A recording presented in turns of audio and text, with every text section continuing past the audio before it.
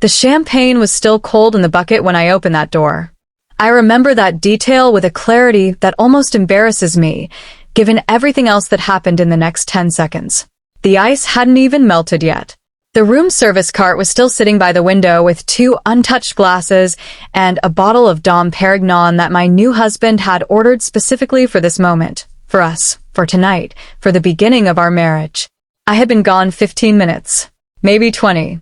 Just long enough to walk down to the hotel gift shop in my wedding dress, laughing with 2 of the bridesmaids who'd insisted on walking me there because I wanted to surprise Ethan with a bottle of the bourbon he loved, the kind they didn't have in the minibar.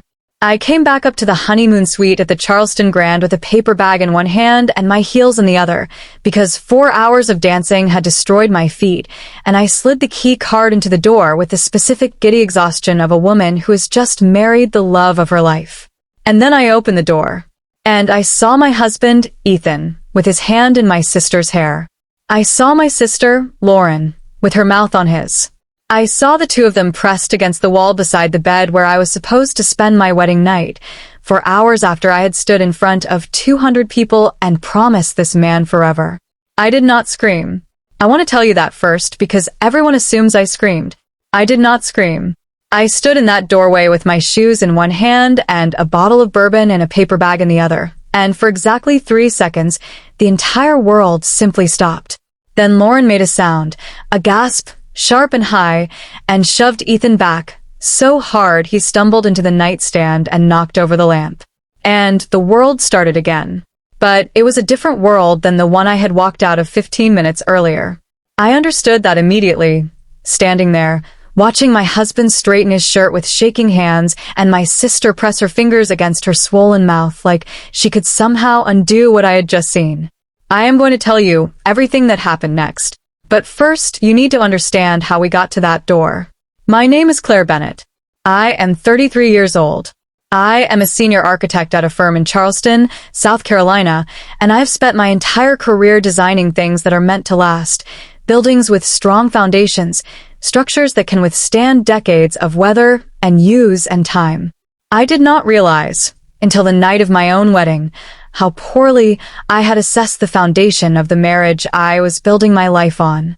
Ethan Marsh and I met 4 years ago at a mutual friend's dinner party. He was charming in the effortless way certain men are charming, quick with a joke, generous with compliments, the kind of person who makes a room feel warmer just by being in it. He worked in commercial real estate.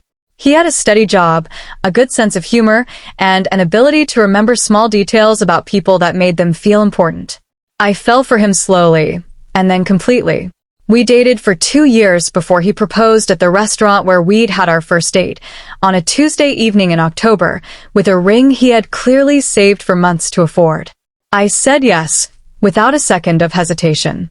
My sister, Lauren, was 28 at the time of the proposal. 5 years younger than me. We had grown up close, not without the ordinary friction of sisters, but close in the way that matters, the kind of closeness where you assume, without ever needing to articulate it, that this person is permanently on your side. Lauren was maid of honor at my wedding. I am going to say that again because I want you to understand the full shape of what happened.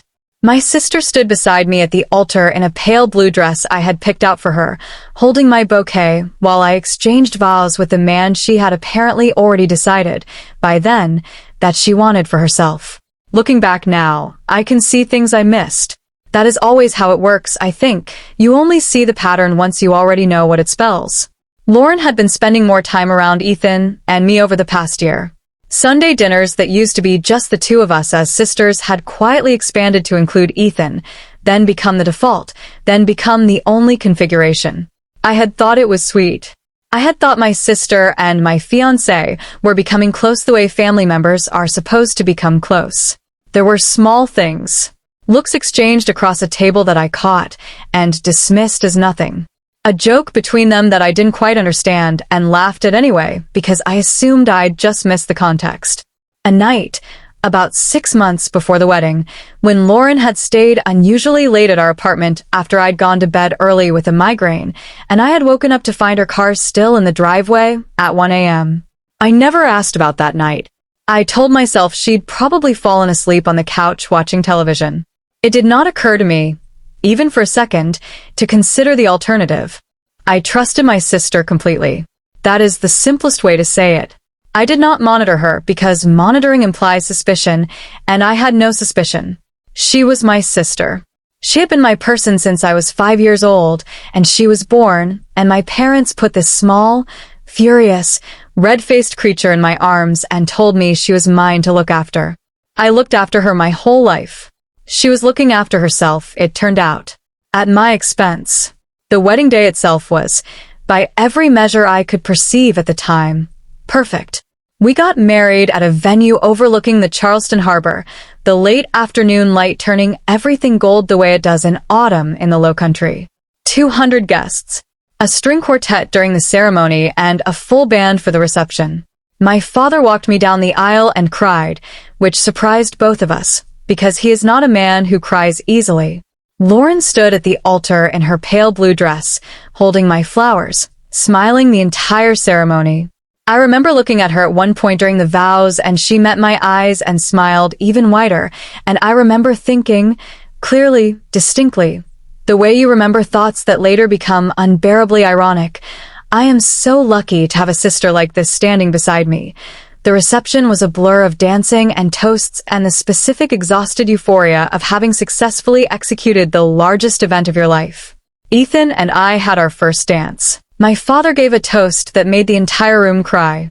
Lauren gave the maid of honor speech, and it was warm and funny and full of childhood stories about the two of us, and at the end of it she raised her glass and said, looking directly at Ethan, "I am so happy you found each other. Truly." I have thought about that sentence more times than I can count since that night. I am so happy you found each other. I did not understand, at the time, the specific cruelty buried inside those words. I understand it now. The reception ended around 11. Ethan and I checked into the honeymoon suite at the Charleston Grand, the same hotel where the reception had been held, a gift from my parents, the top-floor suite with the wraparound view of the harbor. I remember standing in that room for the first time as a married woman, looking out at the water, feeling something close to perfect happiness. Ethan had ordered champagne for us. The bed was covered in rose petals, his idea, he told me, something he'd arranged with the hotel staff as a surprise. It was around midnight when I decided to slip out for the bourbon. I want to explain why this detail matters. I am, by nature, a planner, an architect, a person who thinks several steps ahead. I had remembered, somewhere in the haze of the reception, that Ethan loved a particular small batch bourbon that the hotel minibar didn't carry, and I had thought, in the romantic, slightly drunk, completely besotted mindset of a brand new bride, that I wanted our first night as husband and wife to include that detail. A small, specific gesture of love. Two of my bridesmaids, Jenny and Priya, were still in the hotel bar downstairs. They insisted on walking with me to the gift shop, both of us laughing, me still in my wedding dress with the train gathered awkwardly in one arm. "You're going to get bourbon for your husband on your wedding night?" Jenny said, laughing. "That might be the most you thing I've ever witnessed." "He's going to love it," I said. I bought the bottle. We hugged goodbye in the lobby. I took the elevator back up to the 17th floor, alone, holding my shoes in one hand because my feet had given up entirely on the idea of heels, and the paper bag with the bourbon in the other. I slid my key card into the door. I opened it, and everything I thought I knew about my life ended in the time it takes to draw one breath. I need to describe this moment as precisely as I can, because it is the moment everything pivoted on, and I have replayed it in my mind so many times that I know every detail with a clarity that feels almost violent. The suite was dim. Only the bedside lamp was on, casting a warm gold light across the room. The curtains were open. The harbor lights glittered beyond the window. Ethan was standing near the bed. His tuxedo jacket was off, tossed over a chair. His shirt was half untucked. One of his hands was tangled in my sister's hair. Lauren still had her pale blue, maid of honor dress on. Her shoes were off, kicked somewhere near the foot of the bed. Her other hand was pressed flat against Ethan's chest, not pushing him away, holding him there. Their mouths were together. For 3 full seconds, neither of them noticed me. I stood in the doorway of my own honeymoon suite, on my own wedding night, watching my husband kiss my sister with the same hands that had held mine 4 hours earlier, while a minister asked him if he would love and honor me for the rest of his life. Then Lauren's eyes opened. She saw me over Ethan's shoulder. She made a sound, high, sharp, involuntary, and shoved him back so hard he stumbled into the nightstand. The lamp wobbled and crashed to the floor, the bulb shattering, throwing the room into sudden half-darkness, lit only by the city lights through the window. "Claire," Ethan said. I do not think, in the entire span of our 4-year relationship, I had ever heard his voice sound like that. Small, scraped raw. The voice of someone who has just watched their entire life crack open in front of them. I looked at him. I looked at my sister, standing there in her pale blue dress, with her lipstick smeared, and her face the color of ash. I set my shoes down on the carpet very carefully, like the gentleness of the gesture could somehow counterbalance the violence of what I had just witnessed. I set the paper bag with the bourbon down beside them. And then I looked at the two of them, my husband, for hours into our marriage, and my sister, who had stood beside me at the altar holding my flowers, and I found, somewhere beneath the roaring static in my skull, my voice. "I bought you bourbon," I said to Ethan. My voice was eerily calm, almost pleasant. "I walked to the gift shop in my wedding dress because I wanted tonight to be perfect for you." He opened his mouth. Nothing came out. I turned to Lauren. "And you," I said. "You held my bouquet during my vows 2 hours ago. Did you mean any of what you said in your speech? Or were you already planning this while you were giving it?" She started crying. Big, ugly, immediate sobs. "Claire, please, it's not. It's not what it looks like." "It is exactly what it looks like," I said. "I just watched it. I have very good eyesight." I picked my shoes back up off the floor. I did not take the bourbon. I left it sitting there on the carpet between them, an absurd, untouched gift for a marriage that had apparently ended before its first night was finished. "I'll be at my parents'," I said. To both of them, to neither of them, to the room in general. "Don't follow me, either of you." I walked out. I closed the door behind me, quietly, with a control that surprised even me. Then I stood in the hallway of the 17th floor of the Charleston Grand, in my wedding dress, barefoot, holding my shoes, and I let myself shake for exactly 30 seconds before I made myself stop. Then I called a cab. My parents lived 20 minutes from the hotel, in the house I had grown up in. I arrived at almost 1 a.m, still in my wedding dress, mascara streaked, feet bare and filthy from walking across the lobby and the parking lot without shoes because putting them back on had felt, in that moment, like an impossible task. My mother opened the door in her robe, took one look at me, and said nothing for a full 3 seconds. Then she pulled me inside. "What happened?" she said. Not a question, a demand. I told her in the kitchen, sitting at the table where I had done my homework as a child, where Lauren and I had eaten cereal together every morning for 18 years before I moved out for college. I told her in a voice that started steady and broke somewhere in the middle, and by the end I was crying in a way I had not allowed myself to cry in the hotel hallway. My father came downstairs partway through. He stood in the kitchen doorway in his pajamas, listening, his face doing something I had never seen it do before, a kind of controlled, deliberate stillness that I understood, even through my own devastation, was the look of a man holding back something enormous. "Where is your sister now?" he asked when I finished. "I don't know," I said. "I left them in the suite. And Ethan? Also there, I assume." My father nodded slowly. He did not say anything else for a long moment. Then he said, very quietly, "We're going to figure this out, Claire." "Properly." "Not tonight. Tonight you sleep." I did not sleep. I lay in my childhood bedroom, still partially in my wedding dress, because I could not bring myself to fully remove it, staring at the ceiling, watching the 4 hours of my marriage replay over and over in my mind, and somewhere around 4 a.m, something shifted in me. The grief was still there. It would stay there for a long time. But underneath it, something else began to form, something colder, more deliberate, more focused. I picked up my phone. I started writing things down. The first thing I did, at 4:30 in the morning, was check our joint accounts. Ethan and I had set up a joint account 2 months before the wedding, in preparation for our shared life, the kind of practical, romantic gesture that newly engaged couples make, combining incomes for a mortgage we hadn't found yet, for furniture, for the life we were planning to build. I looked at the transaction history. There were 4 transfers over the past 3 months that I did not recognize.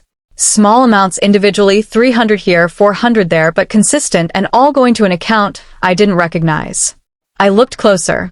The account belonged to Lauren.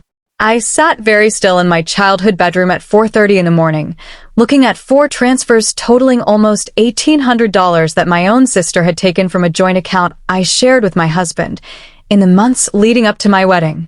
I want to be honest about what I felt in that moment. It was not surprise, exactly. The capacity for surprise had been used up entirely 15 minutes after midnight, watching my sister's mouth on my husband's. What I felt now was something else. A kind of expanding clarity, the picture widening to reveal more of itself with every new piece of information. I kept looking. I found, in an old email thread I had forgotten about, a conversation from 4 months ago, Lauren asking me for a small loan, just until payday, for what she described as a deposit on a new apartment. I had transferred her $600 without a second thought, the way I had transferred her money a dozen times over the years, because that is what older sisters do. I cross-referenced the date. The apartment Lauren claimed to be putting a deposit on, according to a separate text message thread I found scrolling further back, was in a different city.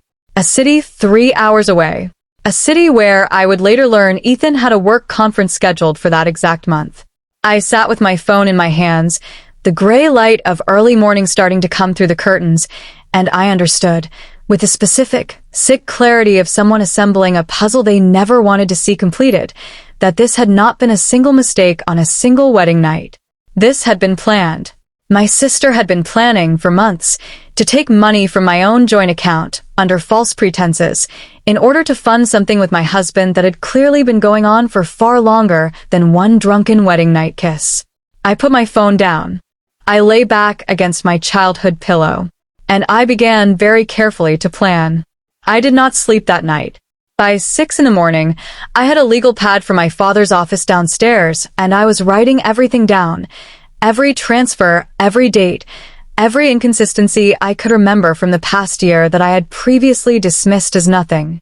My mother found me at the kitchen table at 7, still in yesterday's makeup, surrounded by pages of notes. "You haven't slept," she said. "I'm not going to," I said. "Not until I understand the full shape of this." She sat down across from me. She looked at the legal pad, at the dates and numbers I had written out, and something in her expression shifted from concern into something more focused. "Tell me what you're finding," she said.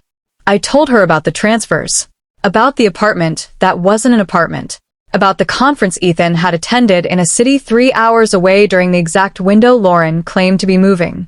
My mother was quiet for a long moment. Then she said something I will never forget. "Your sister has always wanted things that were already yours," she said. "Your bedroom when we redid the upstairs. Your spot on the swim team." I told myself it was normal sibling rivalry for years. She paused. I should have paid closer attention. "This isn't your fault, Mom." "I know whose fault it is," she said. "I want you to know I'm not confused about that. I'm just telling you that the pattern has been there longer than last night." I looked at my legal pad, at the numbers, at the dates. "I need to know everything," I said. "Before I do anything else, I need the complete picture." "What are you planning?" my mother asked. I looked up at her. "I'm not sure yet," I said. "But I know it's not going to be quiet." Over the next several hours, while the city of Charleston went about its ordinary Sunday morning entirely unaware that my life had detonated 12 hours earlier, I gathered everything. I am an architect. I understand structure. I understand that before you tear something down, you need to understand exactly how it was built, where the weight is carried, which beams are load-bearing, and which are decorative. I applied that same logic to the wreckage of my marriage and my relationship with my sister. I pulled bank statements. I screenshotted the transfer history before either of them could think to delete anything from a shared account I still had access to. I found, scrolling back through old photos on my phone, a series of pictures from the engagement party 6 months earlier, Pictures I had taken myself, at the time, with no suspicion at all, that showed Lauren and Ethan standing slightly too close in the background of 3 separate frames, their hands almost touching, a familiarity in their body language that I had simply never had reason to examine before. I called my best friend, Priya, one of the bridesmaids who had walked with me to the gift shop the night before, now horrified and furious on my behalf in the specific way that good friends become furious, like the betrayal had happened to them too. "Tell me what you need," Priya said. "I need you to help me think clearly," I said. "I'm not going to do anything reckless. But I need this handled in a way that nobody in this family gets to pretend it didn't happen." "What does that mean?" "It means I'm going to make sure everyone who matters is in the same room," I said. "And then I'm going to tell them exactly what happened with the evidence in my hand so that no one gets to rewrite the story afterward." There was a brief silence on the line. "Claire," Priya said slowly, "that is either the bravest or the most terrifying thing I've ever heard you say." "Maybe both," I said. "When?" "Tomorrow night," I said. "Dinner. At my place." I want to explain something about the plan I made that Sunday because I think it matters. I did not want revenge in the cinematic sense, the screaming, the thrown drinks, the dramatic exit. I wanted something more precise than that. I wanted the truth to exist in a room with enough witnesses that it could never again be reshaped into something smaller, something more forgivable, something that could be quietly managed away by 2 people who had clearly already practiced managing things quietly. I wanted my sister's lie exposed in front of the people who loved her enough to be devastated by it. I wanted my husband's betrayal exposed in front of the people who had stood up at our wedding and believed in him. And I wanted to do it with evidence in my hand, so that there would be no room left for either of them to do what I already suspected they would try to do: deny it, soften it, turn it into a misunderstanding that could be quietly forgiven over time. So I made a list. My parents, Ethan's parents, my aunt and uncle, who had flown in from Atlanta for the wedding and were staying through the week, Priya and Jenny, Ethan's best friend and groomsman, Marcus, and this was the detail I was most deliberate about: Lauren's boyfriend, David. David did not know yet that his girlfriend had spent the past several months, possibly longer, involved with her own sister's fiancé. David was a good man, quiet, steady, completely devoted to my sister in a way that, looking back now, made everything she had done feel even more grotesque. He had been at the wedding the night before, sitting 2 tables back, watching the woman he loved hold my bouquet and give a speech about how happy she was that I'd found the right person. He deserved to know the truth in the same room everyone else learned it. I sent the invitation Sunday afternoon. A family dinner, I called it. A chance to process everything together, I said, careful with my wording, careful not to reveal anything yet. I told my parents what I was planning. My mother helped me cook. My father, when I told him the guest list, simply nodded once and said, "Good." Ethan responded to the invitation within 20 minutes. Asterisk, of course. "Whatever you need." Asterisk, the desperate, grateful tone of a man hoping this meant forgiveness was already beginning. Lauren did not respond for 3 hours. When she finally did, her message was short. "Are you sure that's a good idea?" I wrote back 4 words. "I'm completely sure, Lauren." She did not respond again. Monday evening arrived gray and humid, the kind of low Charleston sky that makes everything feel slightly suspended, waiting for something to break. I had spent the day preparing the meal, a large dinner, the kind my mother and I used to make for holidays, enough food for 12 people arranged on the long table in my parents' dining room, the same table where I had once done homework, where Lauren and I had eaten cereal as children, where I had sat at 4 in the morning the night before writing down evidence of my own betrayal on a legal pad. I had also spent the day preparing something else. I had printed everything. The bank statements with the highlighted transfers. The screenshots of the text messages about the apartment that didn't exist where Lauren claimed it did. The engagement party photos with the 2 of them standing too close.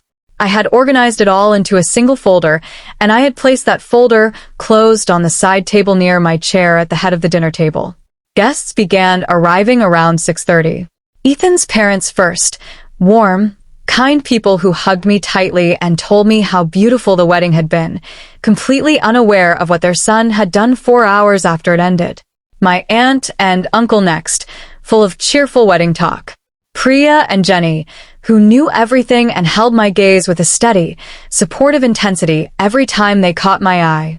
Marcus arrived. Ethan's best friend, groomsman, the man who had given a toast the night before about how he'd never seen Ethan happier than the day he met me. David arrived last, before Lauren and Ethan, carrying a bottle of wine and a wide, easy smile, completely unaware that his evening was about to end very differently than it began. "Is Lauren coming separately?" he asked me, helping me set the table. "She'll be here," I said. "So will Ethan." If he noticed anything strange in my voice, he didn't show it. Ethan and Lauren arrived within minutes of each other, but separately, which I noted with a particular, exhausted clarity of someone who has spent the past 24 hours becoming an expert in small, telling details. They did not look at each other when they entered the room. They were both, I would learn later, terrified. They should have been. Dinner began the way dinners begin. Plates were passed. Wine was poured. My father said a few words about family and gratitude that everyone assumed referred to the wedding, and only my mother and I understood the deeper, sharper meaning underneath them. I let the meal go on for almost 40 minutes. I ate very little. I watched. I watched Lauren push food around her plate without eating it.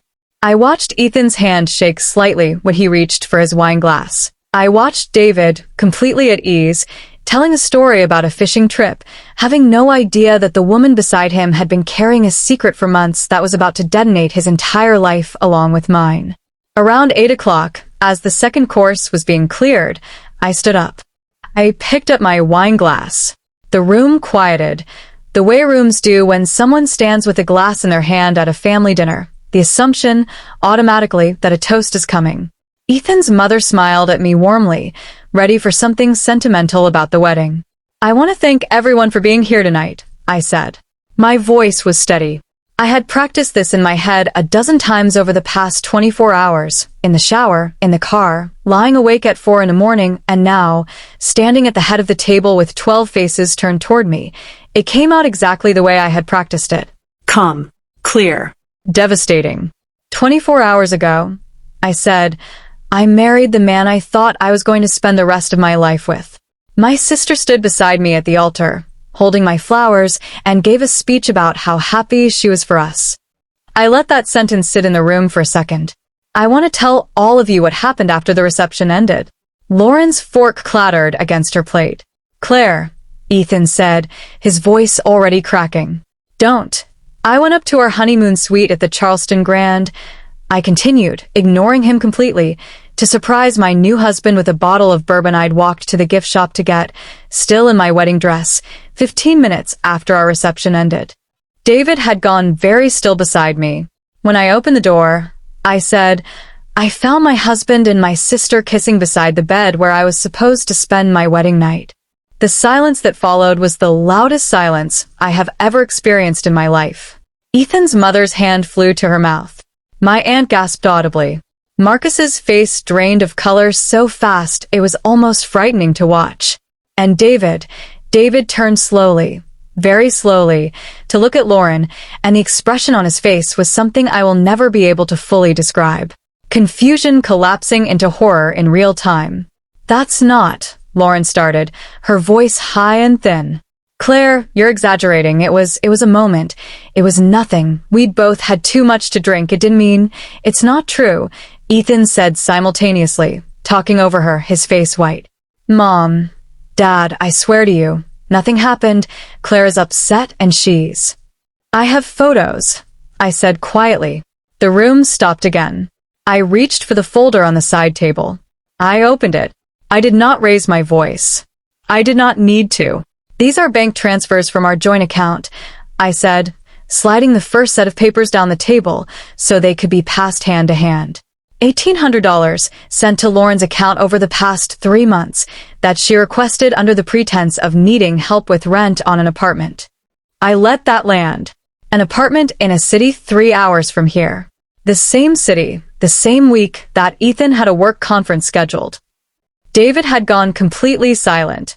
He was staring at the papers being passed toward him with an expression of someone watching his entire understanding of his relationship dissolve in real time. These, I continued, sliding another set of photos across the table, are from our engagement party 6 months ago. I took these pictures myself. I want you to look at where their hands are standing. The photographs moved down the table. Ethan's father picked one up, looked at it for a long moment, and set it down without a word, his jaw tight. "Lauren," I said, turning to my sister, my voice still steady, still calm, the calm that comes from having spent 24 hours preparing for exactly this moment. "You held my flowers during my vows. You gave a speech about how happy you were for us. And the entire time, you had already been taking money from my account to fund whatever this was with my husband." "Claire, please," Lauren said, and now she was crying, the same desperate crying from the hotel room. "It's not what you think, I swear. I was confused. I made a mistake. It was just one time." "It was not one time," I said. "I have transfers going back 3 months. I have photographs going back 6 months. And David," I turned to him directly for the first time and watched his face, already devastated, brace for whatever I was about to say. "I am so sorry that you had to find out this way. You deserved better than this." From both of them. David stood up from the table without a word. He looked at Lauren for one long, final moment, not with rage, but with something far worse, a kind of total, irreversible disappointment, and then he turned and walked out of the dining room. Lauren called his name once. He did not stop. The front door closed behind him. The room exploded into chaos after that. Ethan's mother was crying. His father was standing now, his face a mask of furious disbelief, demanding to know from his son whether any of this was true, and Ethan, who had spent 4 years building a careful, charming image, who had stood at an altar 24 hours earlier and promised to love me forever, could not produce a single coherent denial in the face of bank statements and photographs that told a story far more convincing than anything he could say. "Ethan," his father said again, louder this time. "Is this true?" Ethan looked at the table, at the photographs, at his mother's stricken face. "It wasn't supposed to," he started, and then stopped, and the sentence hung there unfinished, which was its own kind of confession. My aunt had her hand over her mouth. My uncle was shaking his head slowly, repeating something under his breath that sounded like he could not believe it. He could not believe it. Priya and Jenny were both staring at Lauren with an expression I can only describe as cold fury, the specific fury of women who had spent the past day helping me grieve a betrayal that was now revealing itself to be even worse than they had understood. Marcus stood up. He looked at Ethan for a long moment, his best friend, his groomsman, the man whose toast the night before had praised his loyalty and his character, and then he simply said, "I need some air," and walked out, the same way David had, leaving an empty chair where the best man had been sitting. Lauren was sobbing now, fully, the kind of crying that comes when the version of yourself you'd been performing collapses entirely, and there's nothing left to hold it up. "I never meant for it to go this far," she said, to no one in particular, to everyone. I love him, okay? I've loved him longer than she has. It wasn't supposed to happen this way. It was supposed to be different. Different how? I asked. My voice had not risen once during any of this. I was surprised, even now, by my own steadiness. Different in what way, Lauren? Were you planning to tell me eventually? Were you going to let me find out after the wedding instead of during it? She didn't answer. She didn't have an answer. There wasn't one. My mother stood up. She walked to where I was standing at the head of the table and put her hand on my shoulder, a quiet, solid gesture of support that meant more to me in that moment than anything else in the room. "I think," my mother said, looking at Lauren and then at Ethan, her voice cutting through the chaos with a clarity that silenced the room, "that the two of you should leave." They left within the hour. Separately. Neither of them looked at the other on the way out, which told me everything I needed to know about whatever they had actually believed they were building together. Whatever it was, it had not survived contact with the truth any better than my marriage had. The guests who remained sat in a kind of stunned, exhausted quiet. Ethan's parents apologized to me repeatedly, as if their son's betrayal were somehow theirs to apologize for. I told them, honestly, that none of this was their fault, and I meant it. David called me 2 days later. I wanted to thank you, he said, for telling me. I know it would have been easier for you not to invite me. I know it complicated things for you. You deserve to know, I said. In the same room as everyone else. Not in a private conversation where it could get softened into something smaller than it was. He was quiet for a moment. I dated her for 2 years, he said. I was going to propose this spring. I'm sorry, I said. And I meant that too. Don't be, he said. I'd rather know now than find out after I married her. I understood that sentence with a precision that no one who hadn't just lived through my exact circumstances could fully appreciate. The divorce proceedings began within the month. I want to tell you about this part carefully because it matters in a different way than the dinner did. The dinner was about truth, about making sure no one could pretend afterward that nothing had happened. The divorce was about something more practical, about protecting what was mine and making sure that what Ethan and Lauren had done together had real, documented consequences. My attorney, a sharp, no-nonsense woman named Diane Castellano, reviewed everything I had gathered.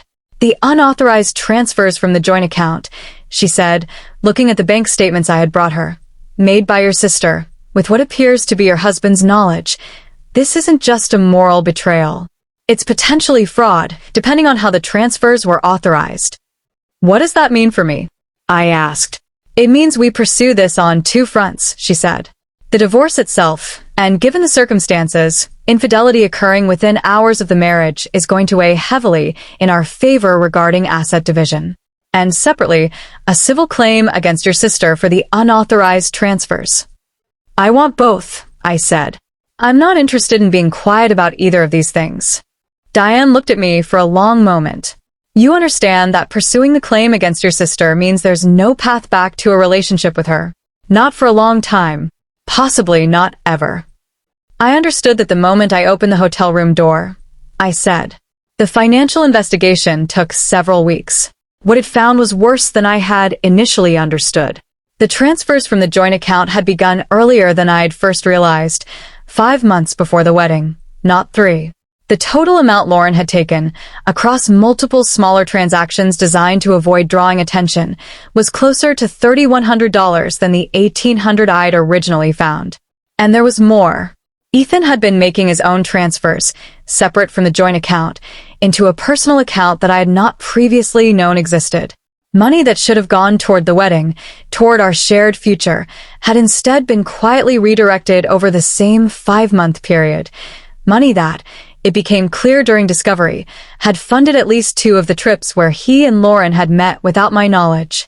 I sat in Diane's office reading through the full forensic accounting report, and I felt the same expanding, sickening clarity I had felt at 4 in the morning the night of my wedding.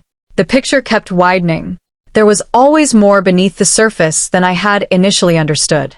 This is significant, Diane said, tapping the report. This isn't a brief lapse in judgment. This was sustained, deliberate, and financially exploitative, on top of everything else. I know, I said. The court is going to see it the same way. She was right. The divorce settlement, when it was finalized 4 months later, reflected the full weight of what Ethan had done, both the betrayal itself and the financial deception that had accompanied it. I retained the apartment we had been renting together, which I had put the deposit on with my own savings before the wedding. I received a settlement that accounted for the money he had diverted. The marriage that had lasted less than 24 hours was dissolved with a thoroughness that left no ambiguity about what had happened or who was responsible. The civil claim against Lauren resolved separately, several weeks later. She was ordered to repay the full amount she had taken from the joint account, with interest through a structured payment plan that Diane negotiated. It was not a large sum in the grand scheme of things, but it was not about the money. It was about there being a record, a consequence, something official and undeniable that confirmed what had happened was real and had a cost. I did not speak to Lauren again for over a year. I want to be honest about how that silence felt, because I think people sometimes imagine that cutting off a sibling produces a clean, satisfying sense of closure. It does not. It produces grief, a specific, complicated grief for a relationship that I had assumed my entire life was permanent. I missed her. Not the version of her who had done this. The version from before. The 5-year-old who had been placed in my arms. The teenager I had stayed up late with, talking about everything. The maid of honor who had given a speech I had believed, completely, was sincere. I miss that sister. She did not exist anymore if she ever had. My mother kept a careful, complicated relationship with Lauren during that year, present enough to remain her mother, distant enough to make clear that what had happened could not simply be forgiven away. My father, I learned later, did not speak to Lauren for almost 18 months. He told me once, the only time he ever discussed it directly, that he had needed that long to be able to look at her without seeing the dining room table and the photographs and the sound of David's chair scraping back as he stood up to leave. I rebuilt my life slowly, the way you rebuild anything after a structure fails. Assess the damage, clear away what cannot be saved, lay a new foundation, and build again, more carefully this time, with a clearer understanding of where the weight actually needs to be carried. I threw myself into my work.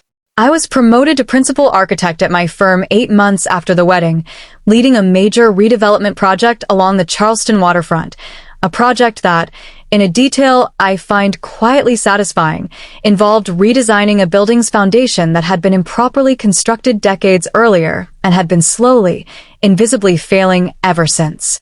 I understood that building better than anyone else on the project team.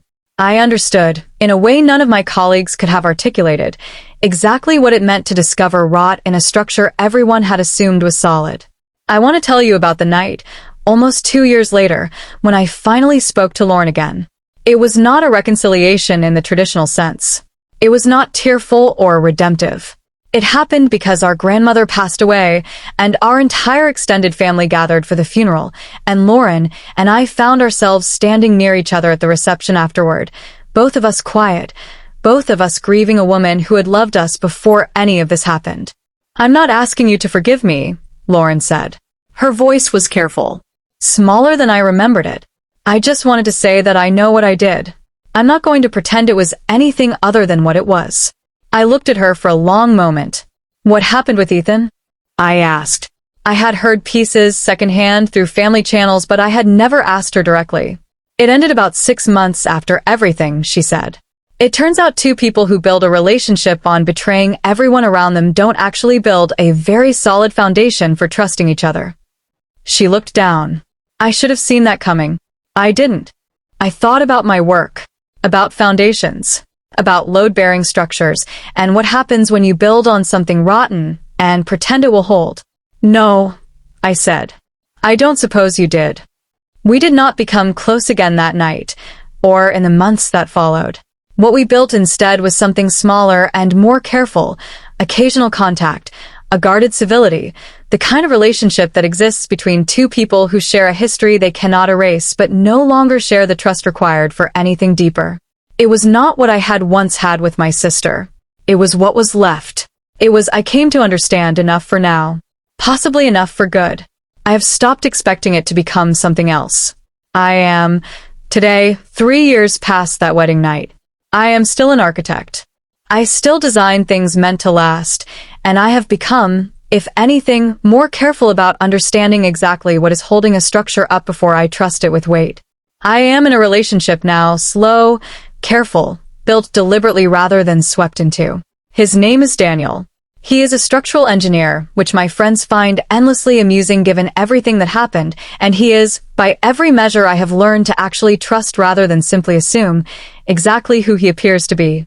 I checked. I am no longer a person who simply assumes. I think about that wedding night sometimes, less often now than I once did, but still on occasion. I think about the champagne sitting unopened in its bucket of melting ice. I think about the rose petals on the bed that no one ever got to enjoy. I think about standing in that doorway with my shoes in one hand and a bottle of bourbon in the other, watching the entire architecture of my assumed life collapse in 3 seconds. What I remember most clearly, though, is not the moment in the doorway. It is the moment, hours later, sitting at my parents' kitchen table at 4 in the morning, deciding that I was not going to let this be quiet. That I was not going to let 2 people manage their own betrayal into something smaller and more forgivable through private apologies and gradual softening. I made sure the truth existed in a room full of witnesses, with evidence in hand. Exactly once. After that, no one ever got to rewrite what had happened. That decision, more than the dinner itself, more than the divorce, more than anything that came after, is the thing I am most proud of from that entire period of my life. I built something true that night, even while everything else was falling apart. I am still building. There were things I knew that night, sitting at the head of my parents' dining table with a folder of evidence in my hands, that I did not say out loud. I want to tell you about them now because I think the full picture matters. I had not told the room everything I'd found. In the hours between discovering the affair and hosting that dinner, I had gone further than the bank statements and the engagement party photos. I had gone through old messages on a shared family cloud account, one that Lauren and I had set up years earlier to share photos from family trips, back when we trusted each other completely enough to give one another access to everything. Buried in that account, in a folder Lauren had clearly forgotten still synced automatically, were screenshots. Plans. A conversation between Lauren and Ethan, dated 4 months before the wedding, in which they discussed, explicitly, in writing, what would happen after the wedding. I read that conversation at 2 a.m, sitting at my parents' kitchen table, and I understood for the first time that this had never been a moment of weakness on my wedding night. It had been a plan. They had discussed timelines. They had discussed how long Ethan would have to wait before he could leave the marriage without it looking too suspicious. They had even discussed how they would explain things to me eventually, a story about realizing their feelings only after the wedding, constructed in advance to make the betrayal seem smaller than it actually was. I did not share this at the dinner table. I had decided, lying awake at 4 a.m, that I wanted the dinner to expose the affair and the financial betrayal with documents anyone could understand at a glance. Simple, visual, immediate facts. The planning conversation was more devastating, but also more vulnerable to the kind of "you're taking this out of context" defense I knew they would reach for if given any opening. I saved it for my attorney instead. Diane used it later, during the divorce proceedings, in a context where it could be properly authenticated. It became one of the most significant pieces of evidence in establishing that the affair had been deliberately planned to exploit the timing of the wedding itself, a detail the judge noted specifically in the final settlement. I have never shown that conversation to anyone outside the legal proceedings. Not my parents. Not Priya. I have kept it as the one piece of evidence I never needed to make public because the dinner and the divorce had already accomplished everything that needed accomplishing. Some things I have learned do not need to be shared to be real. They only need to be known by the person who needs to know them. I know them. That has always been enough. I want to tell you about my father in the weeks that followed, because his reaction surprised me in ways I did not expect. My father is not a demonstrative man. He shows love through consistency rather than declarations, showing up, fixing things, being present in a quiet, dependable way that I had always taken slightly for granted, the way you take for granted things that have never once failed you. In the weeks after the dinner, he did something I had never seen him do before. He started calling Ethan's father, not to argue, not to relitigate what had happened. He called, I learned later, because Ethan's father, a man named Robert Marsh, who had hugged me warmly at the wedding and apologized repeatedly at the dinner for something that was never his fault, had been struggling with the public embarrassment of what his son had done. The two men had become, over the course of my engagement, genuine friends. Golf on Saturdays. A shared interest in University of South Carolina football. The kind of easy, uncomplicated friendship that fathers of a couple sometimes develop, built on nothing more than mutual fondness for their children. That friendship had been collateral damage too, and my father understood it. He didn't do anything wrong, my father told me when I asked him about the calls. Robert raised a son who made a terrible choice, but that doesn't make Robert responsible for it. I know what that feels like, in a way. None of us get to fully control what the people we raise end up doing. I thought about Lauren when he said that. I knew he was thinking about her too. Are you going to keep being friends with him? I asked. Even though Ethan isn't Robert, my father said simply. I'm not going to lose a friendship I value because of choices someone else made. That's not fair to Robert, and frankly, it's not fair to me either. I sat with that for a while. It was, I think, one of the wisest things my father has ever said to me, though it took me a long time to fully apply the same logic to my own situation, to understand that David's friendship with people in my circle, and even my own family's complicated relationship with Lauren, did not have to be permanently defined by the worst thing that had happened among us. My father and Robert still golf on Saturdays, as far as I know. Some structures, it turns out, survive even when the building beside them collapses entirely. I want to tell you about the apartment I rebuilt my life in because it matters in its own quiet way. After the divorce settlement, I kept the apartment that Ethan and I had been renting together, the one I had put the deposit on with my own savings before the wedding, the one Diane had successfully argued belonged primarily to me regardless of the marriage that had briefly existed around it. For the first few months, living there alone felt like living inside a museum exhibit of a life that had ended before it began. The furniture we had picked out together. The artwork I had hung with him standing beside me, holding the level, both of us laughing about whether it was actually straight. Every object in the space held some residue of a future that was supposed to exist and never would. I did not move out. I want to explain why, because I think it surprised some people. I had put real money, real effort, real care into that space before any of this happened. The apartment itself had not betrayed me. It was simply a structure, walls and windows, and a kitchen I had spent considerable time designing the layout of, back when I believed I was designing it for two people rather than one. So instead of leaving, I rebuilt it. Slowly. Room by room. I repainted the bedroom first, a deep, warm terracotta that Ethan had vetoed during our original decorating discussions because he thought it was too much. I decided, exactly enough. I replaced the artwork in the living room with pieces I chose entirely on my own, work from local Charleston artists that had nothing to do with any taste but mine. I bought a reading chair for the corner by the window that existed for no reason, except that I wanted somewhere to sit with a book and a cup of tea on Sunday mornings, a small luxury that had nothing to do with anyone but myself. By the end of that first year, the apartment had become unmistakably, completely mine. Visitors who had seen it before and after sometimes commented on how different it felt. Warmer, somehow more specific, more like an actual person lived there rather than an idea of a couple. I think that transformation mirrored something happening in me during the same period. I had spent 4 years building a life designed around two people, around an us that I had trusted completely. Rebuilding the apartment room by room into something that reflected only my own taste and only my own choices was its own kind of architecture, a structural renovation of the life I actually had left, built on a foundation I finally fully understood. I have mentioned the forensic accounting report that Diane commissioned during the divorce proceedings, but I want to describe the day I actually sat down and read the full document because it changed something in how I understood everything that had happened. The accountant's name was Mr. Aldridge, a precise, unhurried man who had spent 30 years untangling exactly this kind of financial deception for exactly this kind of legal proceeding.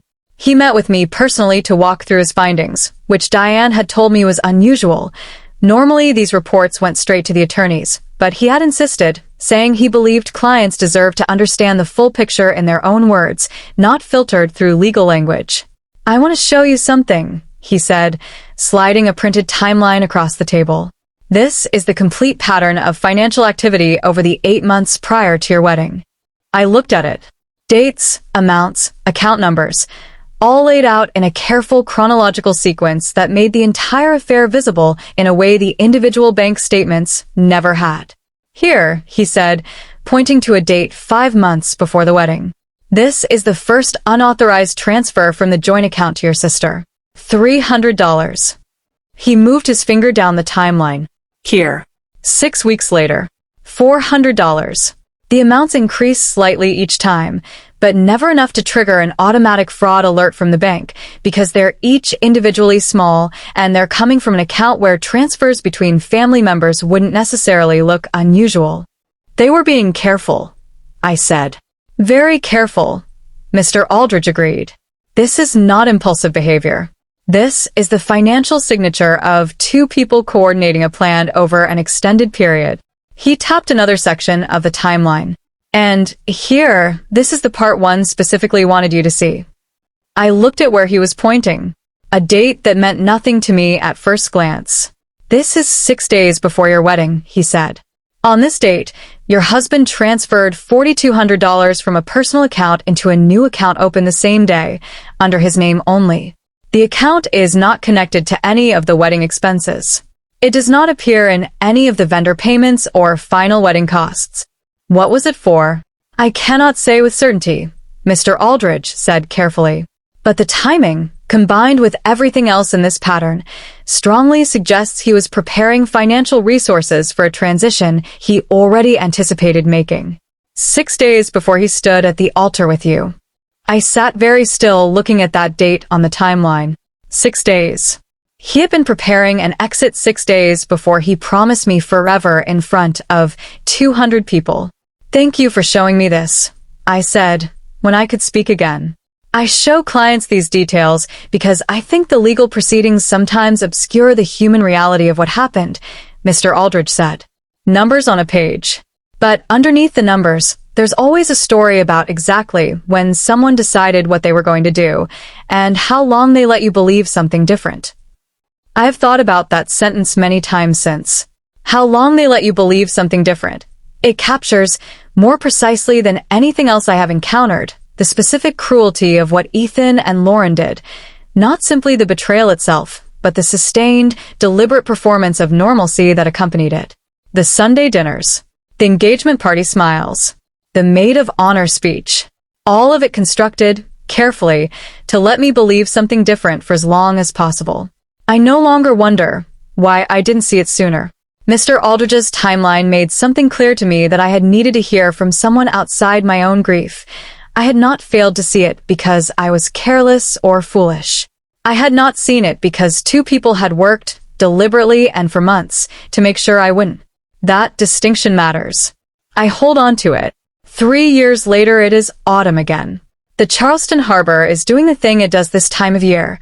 The light going long and gold in the late afternoons, the air finally breaking from the brutal humidity of summer into something almost gentle. I am sitting on the balcony of my apartment, fully and completely, every room of it reflecting choices I made on my own, with a cup of tea and a stack of drawings from the waterfront project I am currently leading. Daniel is inside, making dinner, humming something off-key that I have learned over the past year is one of the small, specific things I have come to love about him. I think about that wedding night sometimes, still. I imagine I always will, in some quiet corner of myself. 3 years is not long enough to erase something that fundamental, but it is long enough to have changed what the memory feels like when it surfaces. It no longer arrives as raw devastation. It arrives now more like a marker, a clear, specific point in my life where everything I thought I understood about trust and family and permanence turned out to be built on a foundation I hadn't actually inspected closely enough. I inspect things closely now. That is, I think, the most lasting change this entire experience produced in me. Not bitterness. Not an inability to trust, which would have been an understandable but ultimately self-defeating outcome. Just a clearer, more deliberate understanding of the difference between assuming a structure is sound and actually verifying that it is. Lauren and I exchange occasional texts now. Nothing deep. A birthday message. A brief note when our grandmother's anniversary comes around each year. It is not the relationship we had before. It will likely never be that relationship again.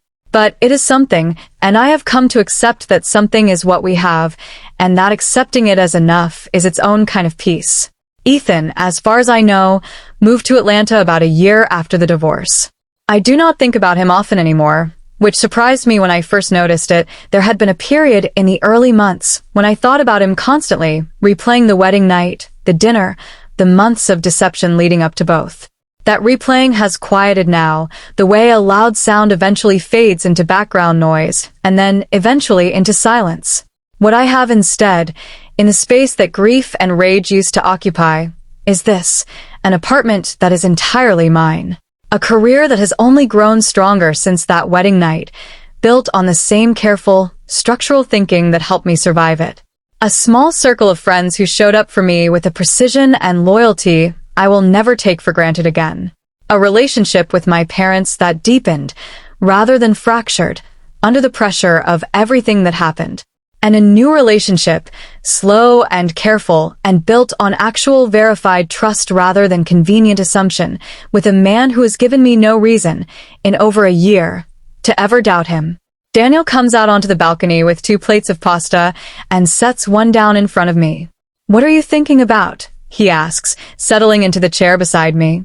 I look at the harbor, at the light going gold over the water, the same light that was falling over this same city 3 years ago on a wedding day that ended in a way I never could have anticipated. Foundations, I say. How you can't always tell from the outside whether something is actually sound. He nods slowly, like he understands exactly what I mean, because by now, after a year together, he mostly does. "And what do you think now?" he asks. "About this one?" I look at him for a long moment. "I think," I say, "that I checked very carefully this time. And I think it's holding." He smiles. We eat dinner on the balcony as the light fades over the Charleston harbor, and somewhere in the city below us, life continues in all its ordinary, unremarkable, blessedly uneventful way. I built something true that wedding night, even while everything else fell apart. I've spent every day since making sure I keep building things that are actually true. That is the whole of it. That is what I have left and what I have built since, and it is finally more than enough.